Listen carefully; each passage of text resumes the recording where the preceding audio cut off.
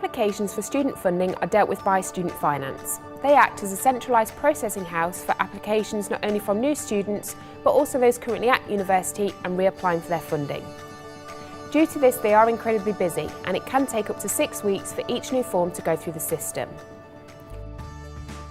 Just like UCAS, this is an online application. You register your details and complete the form before submitting it electronically. If you would prefer to make a paper-based application, then all you need to do is contact Student Finance and request that this is sent out to your home address. Wherever possible, we would recommend that the form is completed online, as it's often quicker and prevents sensitive information being sent through the post. Applications for funding open in the spring of Year 13 and close at the end of May, giving you a significant time in which to complete your form. However, due to coursework and exam revision, we advise students to complete their application as soon as possible, ensuring that it is submitted well before the deadline. If you are late submitting an application, you will still receive funding support. However, there is no guarantee that this money will be with you for the start of term. In order to begin the process, you need to visit direct.gov.uk/student finance. Not only does this page host the form, it's also a source of information for you and those supporting your application. It is important that all the information you provide is accurate, as a mistake could lead to incorrect funds being issued.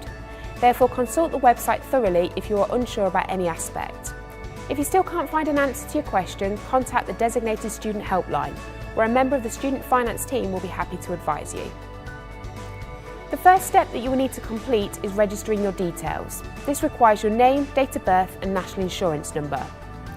Once registered, you'll be issued with a customer reference number, or a CRN, which is the password that lets you in and out of the site.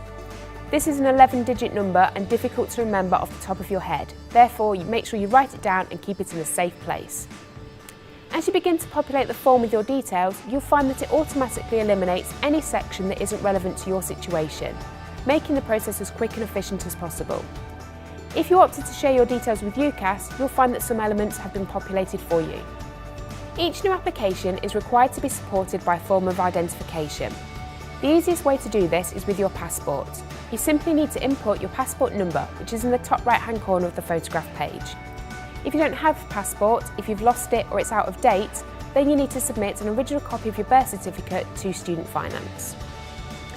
Once you've sent your application, you can continue to track its progress. You can also amend any basic information regarding your contact details or your choice of course or university. Finally, you may also consider following Student Finance on Facebook and Twitter. This is a really good opportunity to stay up to date with deadlines and ensure that you have actioned everything you need to in order to receive your full funding entitlement.